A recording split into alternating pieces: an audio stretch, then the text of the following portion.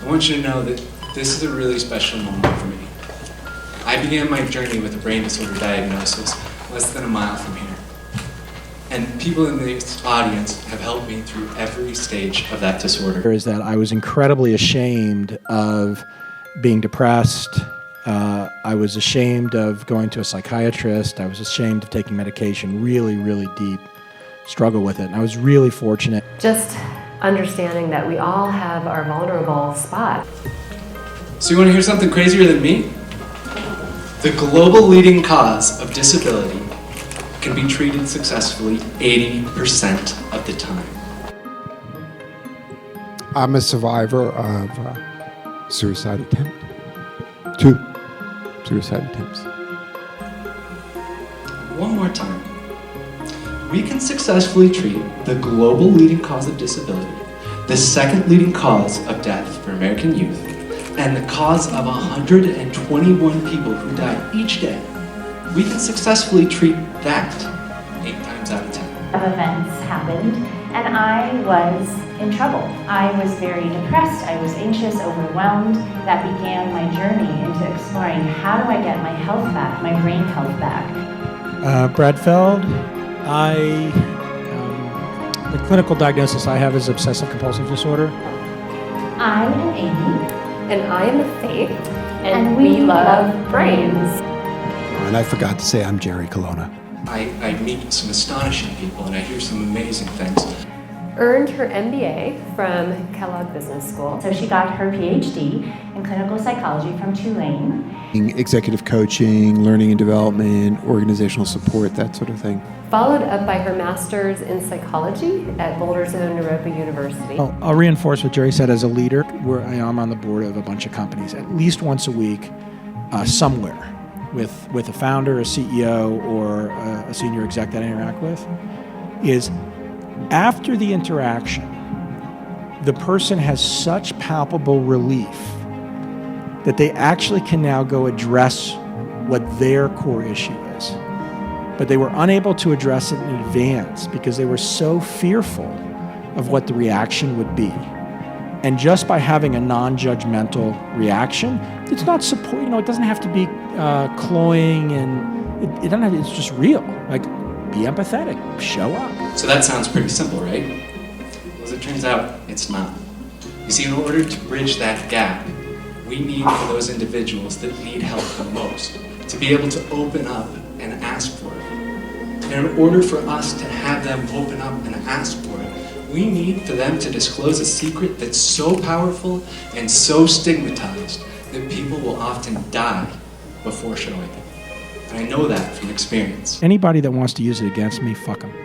That took me 25 years to get to that place. I wasn't at that place when I was 25 years old and struggling with it. We can't fix the problem by bridging the gap. We have to fill it.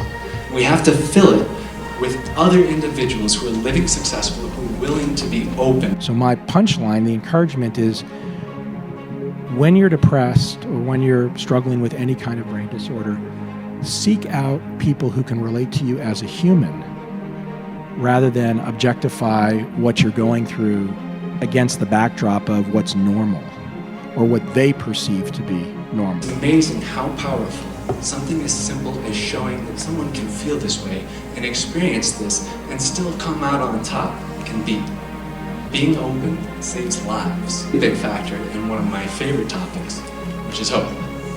The hope I'm talking about is hope as a noun. It's a real, tangible thing.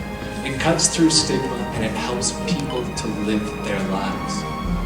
The hope that I'm talking about is defined as a plan to add value to someone's life with the ability to overcome seen obstacles and the support and the confidence to overcome the unseen. And I would add to hope the notion of compassion and empathy. It's time I tell you what we've been up to at Signet and what our plan is to create a world where we can live openly with hope. And we could just amplify everything we heard and saw today. We had products that people were excited about. There is a lot of research that shows that when you're happier, you're more productive, you have better relationships, and your companies are more successful. We knew that people liked who we were. And it seemed that we came across the same old lesson that when it comes to people, products, and marketplace, the marketplace always wins. And so the last thing I'd leave you with is recognize it's not a one-turn game. You're not done after that meeting. So it's, as a leader, knowing that that's part of the job of leadership is to keep working on that. And that's wow. The market may be product or people, but the movement that's evidenced by the people in this room, that movement can make the market.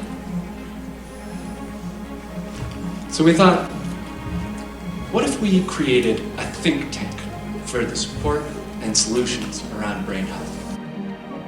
We have a saying at boot camp, which is #GetCurious. Especially when you find yourself like ready to jump in and fix, solve. What if we brought together the best of advocacy, of mentorship, of sponsorship, and of innovation to create open labs? Stay open, stay curious. I know this community, I know how powerful it is, and I know that together there is nothing that can stop us from fixing this problem. So if we could start, everybody in the audience who lives with a brain disorder. Nice. Anybody who's affected by someone that they love. And finally, give it up for Brad, Jerry, and Alex. Thank you guys so much.